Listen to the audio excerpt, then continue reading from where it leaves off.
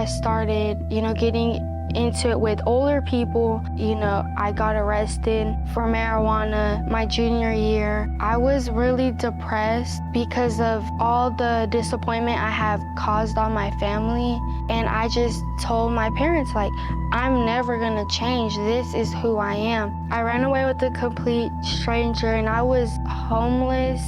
Some days I didn't eat. I didn't want anyone telling me, God is your answer. He immediately called 911 and told them there's a potential overdose happening. I was just there dead. Hi, my name is Iris Figueroa. I'm 18 years old, and this is my testimony on how I struggled with drug abuse. So growing up, my parents were together, and I grew up with my little sister, and we were in and out of church. We would go to church, and when we had time, me and my sister were usually busy with sports. I'm an athlete, and so was my sister, and we were constantly out of town, just every weekend, going to tournaments every week, just busy with sports. And so church wasn't really a priority to my family. Just when we had time, we would go. And when we did go, nobody was happy to wake up or be there, and no one was there for themselves. We were just really all there, to make my mom happy and to please her. And we never got into it. We never, would worship or pray. We just kind of followed along with my mom and what she would tell us. And so we never, really had our own relationship with God. And especially my dad not being next to my mom during church, or he would sit down during worship, I would look at him and go with what he was doing. So me and my sister would look at my dad and know, okay, if my dad's not standing up, then, we're not going to stand up. And so it was hard to have a relationship in church when our parents were both on different levels. So I was in church all my life. I just never had an encounter with God, or I never was told anything about who God was or what He's done for us. So I would just always go with what my mom told me. And at the time, I was in public school, and I was a troublemaker, so I was always getting in trouble my middle school years.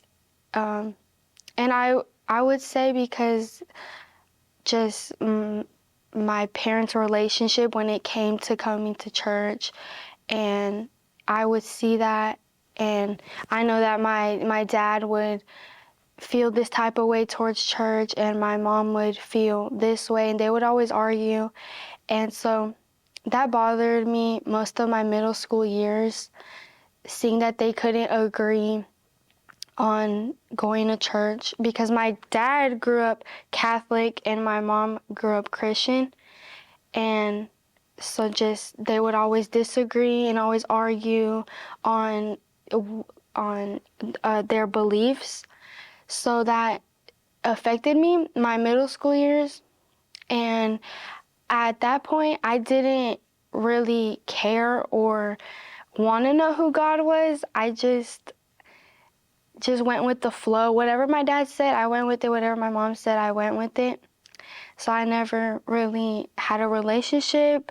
I didn't go to church my middle school years. And my 7th grade year is when I began vaping, and I got introduced to vapes and what marijuana was. My middle school years, and I didn't know it was bad. I thought it was cool, and I didn't know it was illegal, or I didn't know we weren't supposed to be doing it. And it wasn't something that like my parents worried about, so they had to tell us don't do it. So I began vaping and smoking weed my 7th and 8th grade year of middle school. My parents didn't know. I mostly did it just in school, in the bathrooms, with other friends, or after school. And I didn't think anything of it. It wasn't something that was bad to me, or that, God wouldn't approve. God never came to my mind when I would do it. It was just, as long as your parents don't know, and as long as you're not getting in trouble in school, you're fine. And it just continued, and my parents had no clue. And it started getting worse when I went to high school. My freshman year is when I started smoking, and I started getting in trouble by principals and teachers, and then I started skipping school and leaving school and lying to my parents where I am just to go smoke. And my high school years, I never went to church. It was maybe once or twice a month. I still didn't have any conviction, or I still wasn't talked to about drugs, or, I have never been around it. So I was never told, this isn't something you're supposed to be doing, or this will ruin your life. And so it went from marijuana to my sophomore year. I tried heavier drugs. I had tried coke in the school bathroom, and I just enjoyed the feeling. It was all in the moment. It was just, the adrenaline, and, all my other friends are doing it, so I'm gonna do it. And, I've never seen anything like from other people of dying or drug addictions. I just knew, they did it, it's safe. And every day, I would just smoke and do edibles at school. And at that point, my parents didn't know. They would have suspicions, and they would question, like, why do you look this way, or why do you smell this way? And I would always lie about it. And there was no specific reason why I was doing it. It was more just, my friends are doing it, just influenced by it. And the crowd that I was with, they all did it. And I didn't start doing drugs for a certain reason until my junior and senior year. I had witnessed of things happen, and I started getting into a lot more trouble with the laws, and I started getting in trouble with marijuana, and I started, getting into it with older people and different crowds that were around drugs, and they grew up that way, and I wanted to be like them, and they influenced me in a negative way. I seen that, they're selling drugs and they're doing drugs. I want to be that way. I want my life to be like theirs, where they get to smoke whenever they want. They get to sell drugs. They get to do drugs. Their parents don't care. They don't say anything. But they're still fine. They make money. They work. Like, why can't I do that? Why can't I smoke weed every day, but still have money, still go to church, be just like them? And I tried that, and I would always get in trouble. I got arrested for marijuana my junior year, and I didn't learn from it. It didn't mean anything. It was, oh, it's cool. I went to jail, and, like, now I'm like everyone else. And it was nothing to me. It was just, everyone else did it, so I'm gonna do it too. Or I'm just like them. And my junior year, I wasn't in church. I was just at home, or I would, be forced to read my Bible at home and pray at home or lead in prayer. But I still didn't know really who God was or what He's done for me.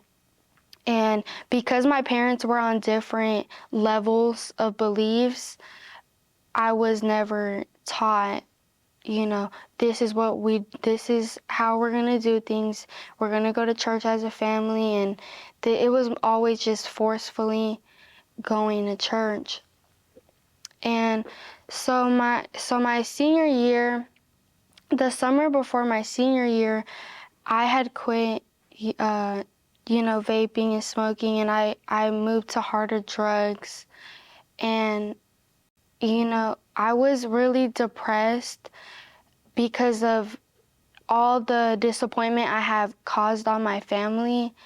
I had caused them, stress from smoking and being sneaky and going behind their backs. And I felt, I'm always gonna be bad. It's my brother was, my sister, it's just in my family, it's just who I am. And I just told my parents, like, I'm never gonna change. This is who I am. Just like my brother and just like my sister, I'm gonna be the third one. There's nothing that you guys can do. You can't force me to go to church. You can't force me to go to God to change, because I'm not. And I felt like the disappointment. I was always getting yelled at and talked down to and compared to my other siblings. And my parents would always tell me, you're just as bad as so and so. And they wouldn't mean it as in talking down to me, but they would try and teach me, like, if you don't snap out of this, you're going to end up in the same route that they're going. But I didn't care, and I knew in my head, like, no, I'm not. I'm still going to do me, but I know I'm not going to end up like my brother and sister. And just, it started getting worse, the feeling. I was depressed, and I felt so lonely because I wasn't able to do the drugs that I wanted at my own time. I was always being monitored by my parents. I was always getting drug tested, and I was always being controlled. And it wasn't really what I thought was being controlled. They were just trying to help me. And so I ran away because I was tired of feeling, controlled, and I couldn't do what I wanted to do. So I ran away the summer before my senior year, and I started taking pills, and I thought I hit rock bottom. It was the worst 4 months, or the worst summer of my life. I ran away with a complete stranger, and I was lonely. I was homeless. Some days I didn't eat for 3, 4, 5 days. I couldn't wash clothes. It was the worst summer.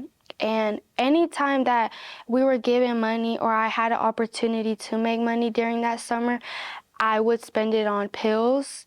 And I was just getting worse on, the drugs.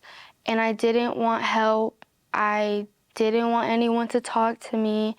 I just wanted to be left alone. And no matter how depressed and how lonely I felt during those months, I just wanted to be in peace doing what I wanted to do. And it just, I thought, taking pills, it will just numb it all away. And it did for a little bit. It was a temporary feeling, but it always came back.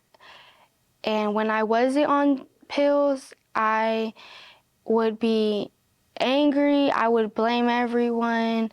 I would, just talk down on everyone. I was just so angry when I wasn't taking pills. And it started getting worse when I had decided to go back home after that summer.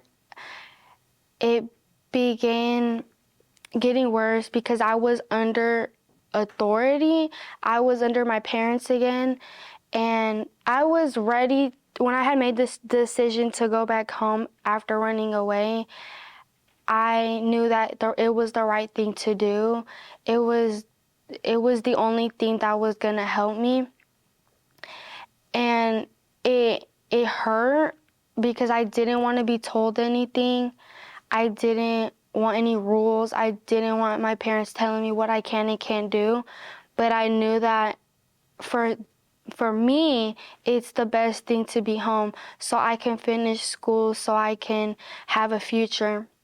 So when I was home, I was still depressed and I was very lonely, and I had everything I wanted. I had the sports, I had the family support, I had the clothes, the shoes, the money, the food, the car, but I was so depressed. I was lonely. No, I wouldn't eat for days. I wouldn't come to my room. And even though I had everything I wanted, I still wanted drugs. I still just wanted pills. And I couldn't explain that to my parents because they would look at me and be like, well, look where drugs has taken you. Look what it's done for you. It's done nothing. And I wouldn't see it as, oh, drugs are going to lead you in a wrong way. I just thought, you know what, maybe I need to control how I do drugs. Maybe I just need to do drugs at home so I don't get in trouble, or just do drugs at night so I can just go to sleep. I never thought of it still at that point to, it's going to mess up your family. It's going to ruin you. It's going to ruin opportunities, and it's, your life. And so I still had that desire to take pills, and my family, they didn't mean anything to me. And no matter how much they would encourage me and talk to me, and it didn't mean anything to me. I was just very lonely. Even though I was surrounded by so many good people, I just felt lonely. And I remember after running away and being back home, we went to church and I talked to my pastor and I told her, why do I have everything that I want? I have everything I could ever ask for, and I'm still lonely. I'm still depressed. I'm not satisfied by anything. And she told me that the only person that can satisfy your needs or what you need is God. And to me, I knew she was right, but I didn't want to let go of those drugs because I knew that going to God would mean, you have to give up the drugs. And I wasn't ready. And so I knew the answer, but I just ignored it. And I just wasn't ready. After everything I had been through, it still didn't, my pastors, my parents, my friends, they would tell me, you need to turn to God. And, God is the only person that can take away the depression and the loneliness and just everything that was wrong. And I knew, I didn't want to waste anyone's time. I wanted to be real. I wasn't ready to let go of the drugs. So I had ran away again. But prior to that, my parents, they were forcing me to get back into church because they were just worried that I was gonna fall like really far from God, and I wasn't gonna be able to be helped. And so the more that they would force me to go and encourage me to go, and the more that they would make me pray, the more that they would make me read my Bible, I was angry. I didn't want to read it. I didn't want to be told what to do. I didn't want anyone telling me, God is your answer. I didn't want to hear it. I didn't want that to be, the answer. I wanted them to sugarcoat it and tell me something else, go to therapy, or, let's go do this and that. But I always knew deep down that God was the only way. But my flesh just desired drugs and desired what my flesh wanted.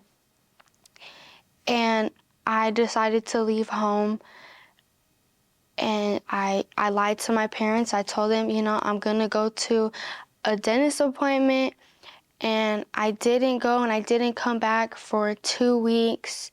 And I was depressed even more. I was so lonely. I felt worthless. I felt just every time at home, I would think running away would be the solution to my problems. I would feel even worse running away.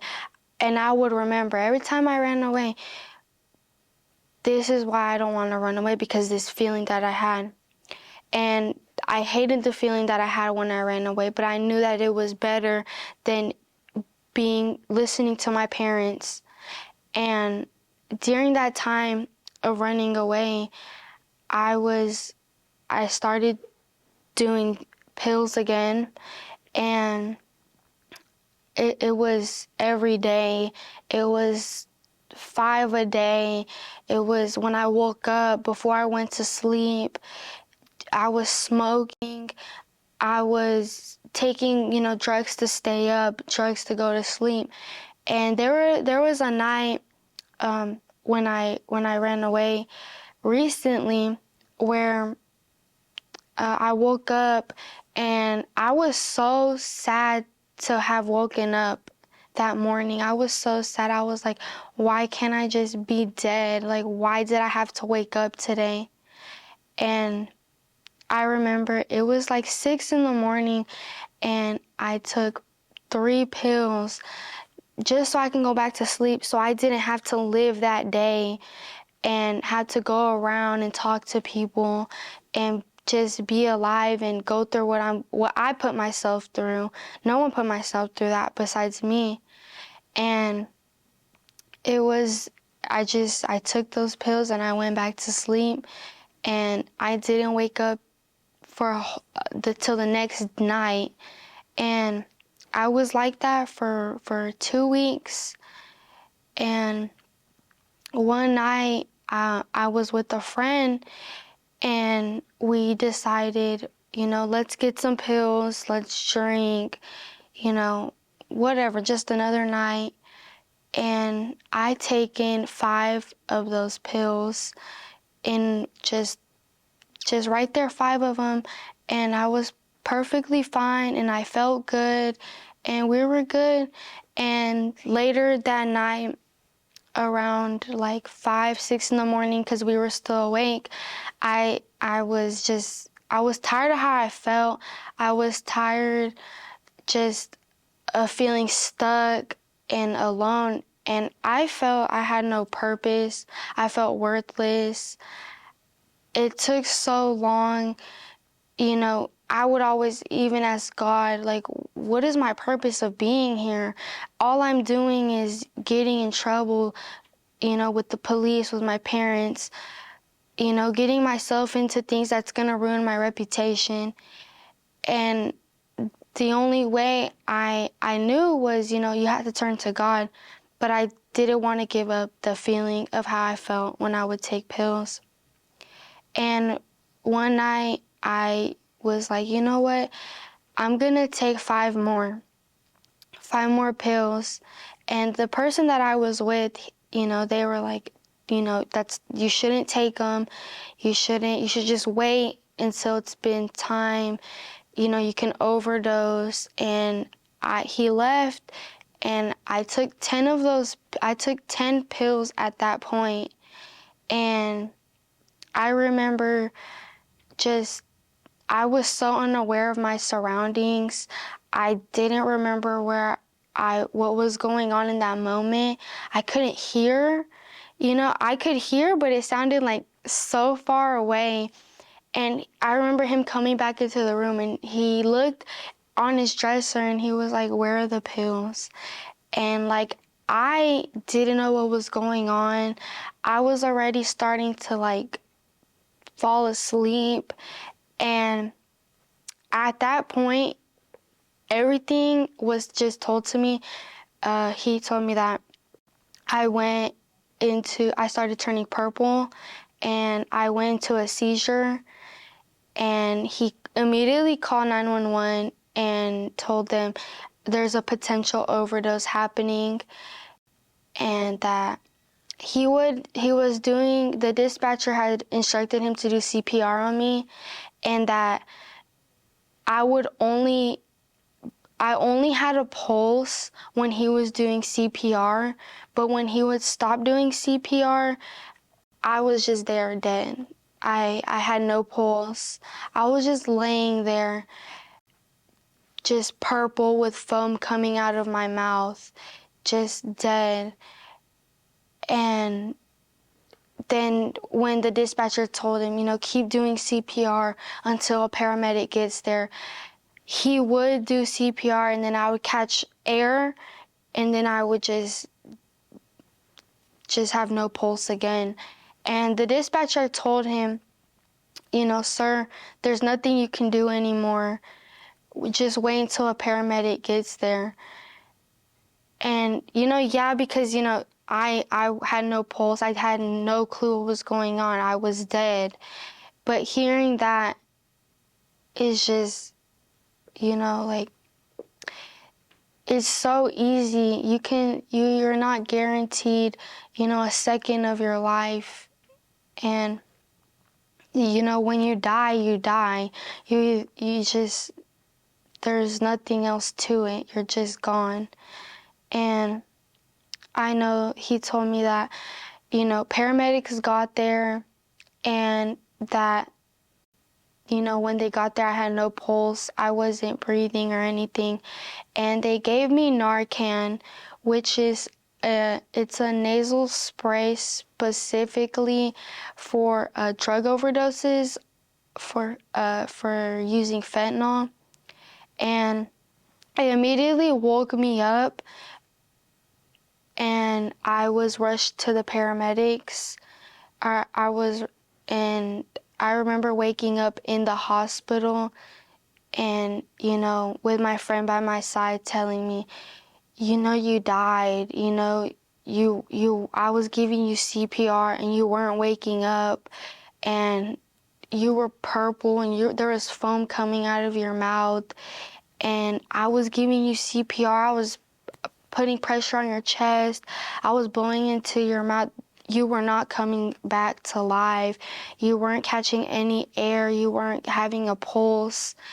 And listening to just how he felt when I had overdosed, just instantly in that moment, I was convicted. I knew immediately this was God. That was the first thought that came to my mind when I was in the hospital. This is God. I knew immediately. And that's not all I needed, but,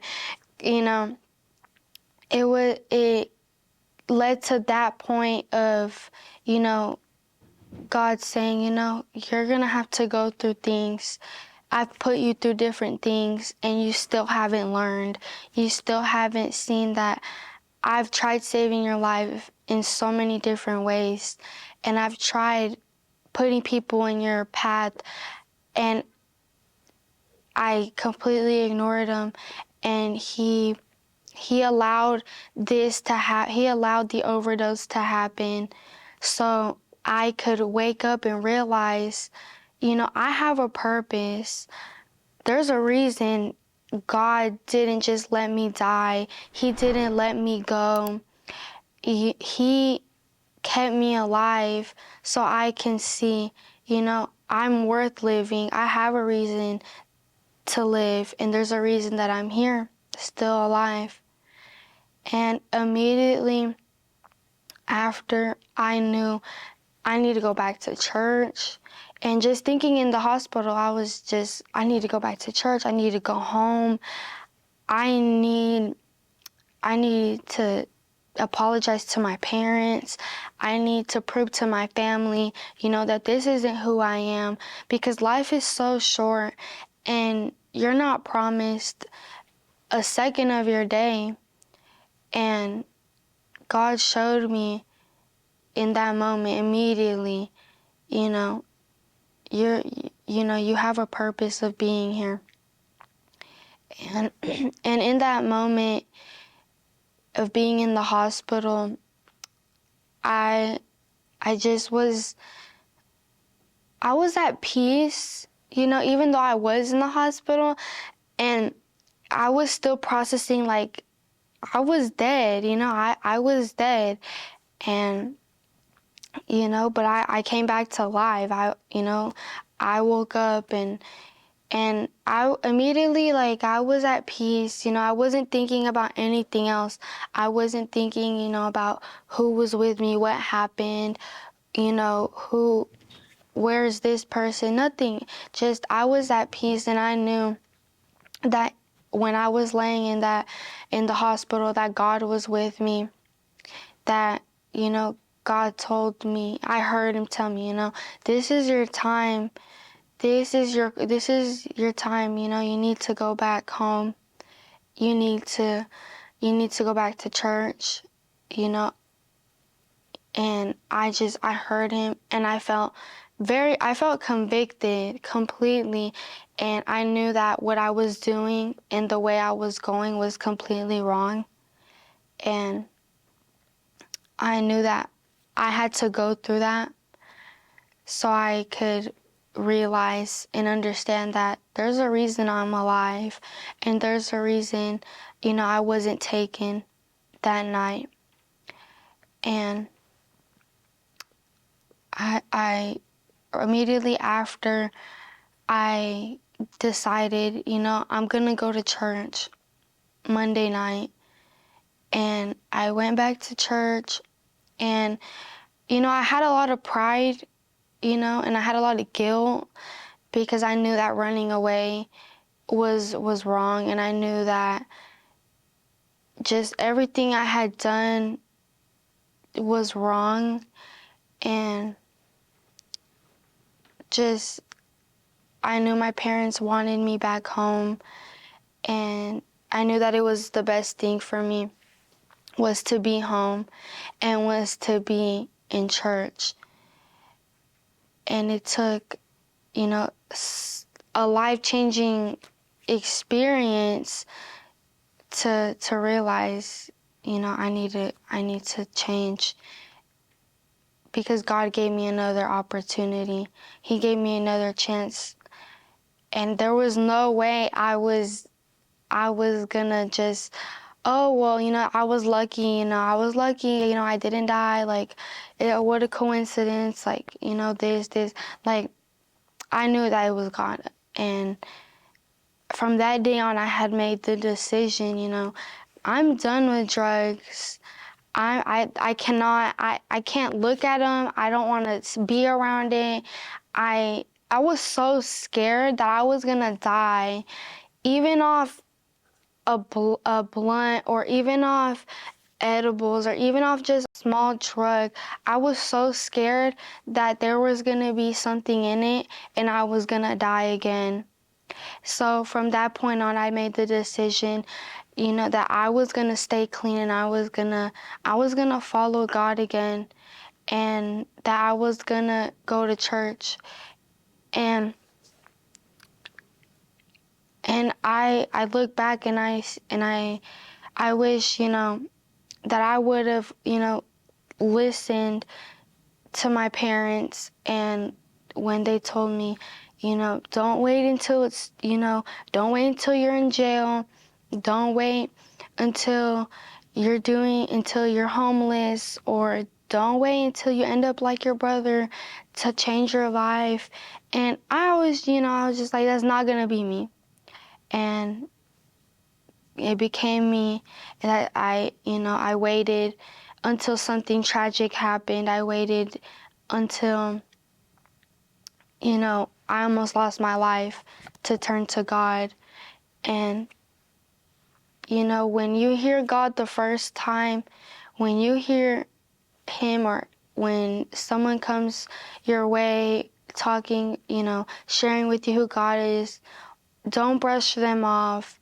Don't ignore it, because that's God trying to save you right there before it's too late. And, God can use anyone. He can use, the, your worst enemy, your neighbor. He can use anyone around you to lead you right back to Him. And don't ignore it. Don't ignore those people, because if you do, then, you're gonna go through worse things. You're gonna be put through worse situations where, you can lose your life, or you can have diseases, cancers, or you're in a bad car accident, or, you lose a family member. Don't wait until, you're almost lose your life to go to God, because God wants you to follow Him today, now. He wants you to go to Him before He puts you, through things that you'll regret, and you'll wish, you had listened when that person, had told you, hey, come to church with me, or hey, let's go to a Bible study, or, don't ignore those people, because that's God speaking through them. And I wish, sooner, before, going to jail or almost losing my life, that I would have listened to my pastors, or I would have listened to my parents, or mentors, or friends. I wish, that I would have made the decision to follow God earlier. So it's never too late to follow God, and even if you did and you fell off, it's never too late to go back. God doesn't judge you or your situation or what you've been through, your family. He wants you as you are right now, and He wants you to go to Him just as you are. And it's never too late. He's right there. He's waiting on you to just go to Him and make that decision to follow Him, because He will be that fulfillment in your life. The depression, the loneliness, the poverty, or the sickness, or anything that you're going through, He can fix it if you just decide to follow Him. And, I hope that this will help anyone just struggling on drugs, or just, if you have ignored, signs, or if you're hesitant about going back. I hope that this will lead you back. I hope that God, listening to this, you will feel God's presence in this moment, and you will feel a conviction upon your life to come back to God, because He does love you. My name is Iris Figueroa, and if God can do it with me, He can do it with you. God bless you.